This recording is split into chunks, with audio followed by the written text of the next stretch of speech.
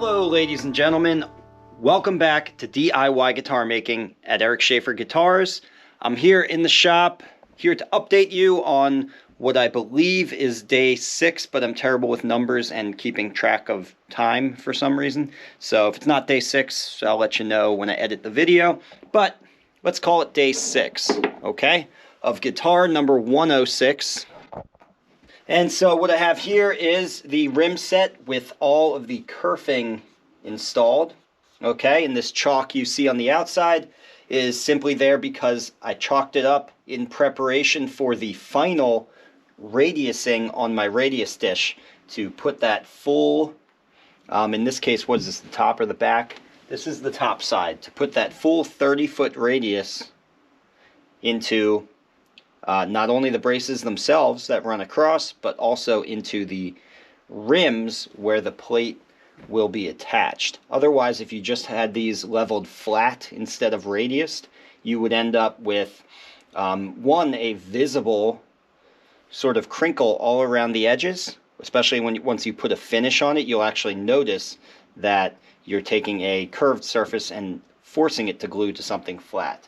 And then also, you're just creating a situation where, again, you have that curved surface which then meets a flat surface. You're creating a situation that wants to generate problems like splits in the top and things like that. So you always want to radius not only the braces but also the rim set. And then on the back of this, let's turn this around. Thing's heavy. On the back of this, I already have this radiused after I put the kerfing on to a much greater curvature, which is a 12-foot radius. The back, you can always get away with a greater curvature than what you have on the top. What else to talk about here? So these side braces, which run up all the way through the kerfing, which is a bit of a, I'm not going to say entirely, a lot of builders do it, but it's not the norm. It's not the orthodox thing to do. Normally the braces just span between the kerfing strips, but I like to run them from plate to plate for just better purposes of better joinery, okay? Better fit. It makes more sense for the brace to span the full space between the plates rather than it to run between the kerfing, mostly just because you end up with a weak spot right before where the brace meets the kerfing. It's going to be somewhat unsupported, okay? Don't want to get too much into that aspect, but I want to show you one thing. So I always enjoy doing this. It's part aesthetic, really, and part tonal because it matches up these side braces with the thickness of the kerfing. But at this point, I like to take a chisel and just make a nice, attractive little taper down to meet the kerfing at each edge right there. Now I'm just demonstrating this here. When I actually do this, I'll put this whole apparatus in my vise to hold it, but this is what I'm talking about. Okay.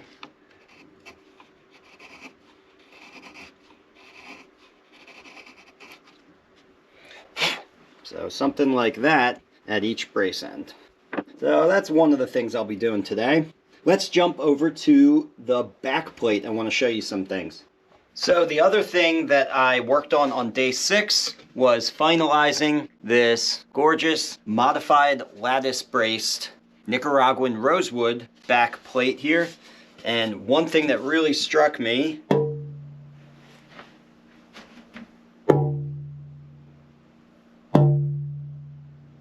is just how resonant that is.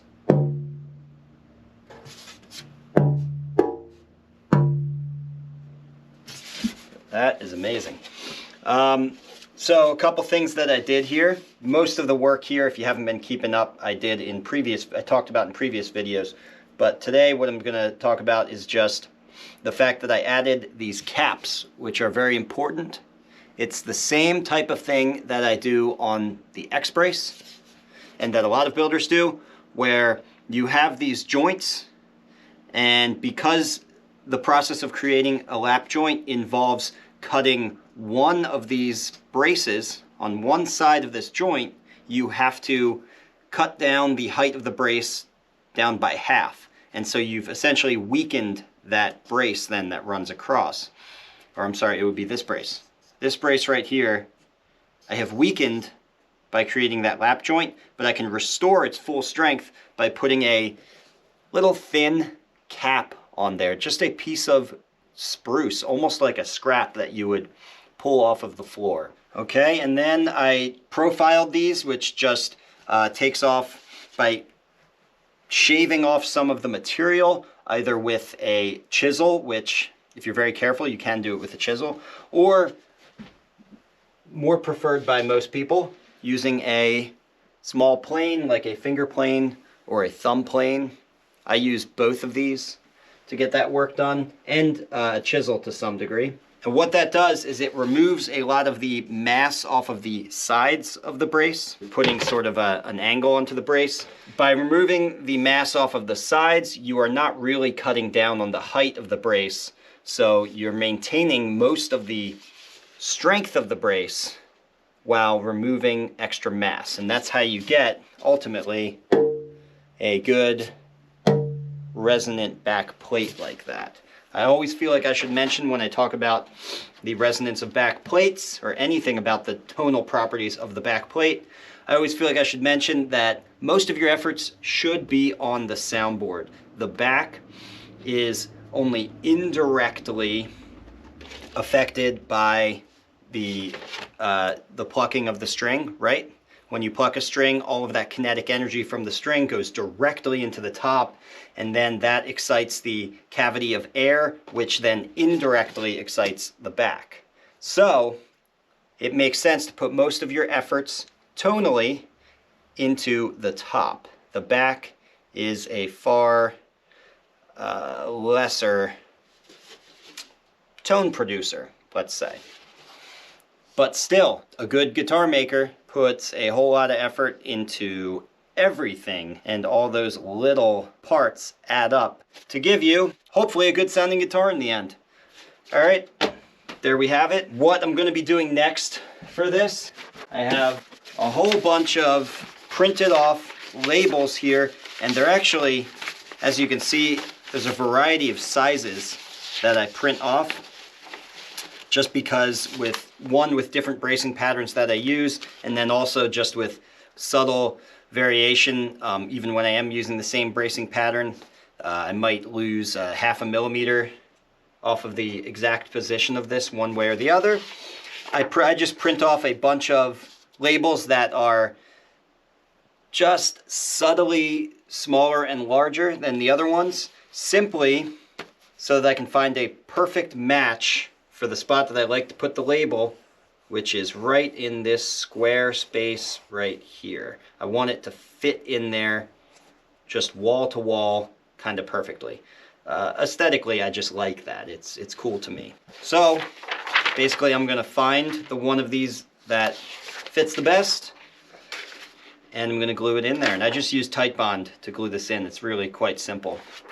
This, by the way, is printed on parchment paper, which you can get from any office supply store, like a Staples.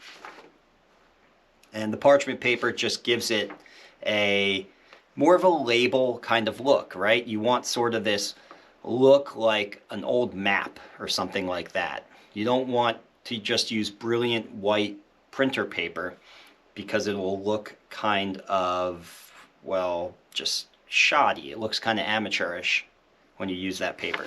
So there's a little tip for you guys. Parchment paper is the way to go. And so that's what I did. I did a lot of carving. I did a lot of kerfing installation. And today I'm going to be working on the label. I'm going to be radiusing the kerfing like I talked about. And I'm going to hopefully be attaching the back plate. And I don't think I'll be able to attach the top plate, because the back plate needs to sit under the clamps for a very long period of time. So I think that's where I'll get, but we'll see, and you'll see in the next episode. All right, guys, that's all I got for you. I'll see you in the next one. Oh, by the way, there are still 2 spots left in the spring workshop at the end of April. So if you're interested in those spots, get them now. April is just around the corner. All right, bye for now, guys. See ya.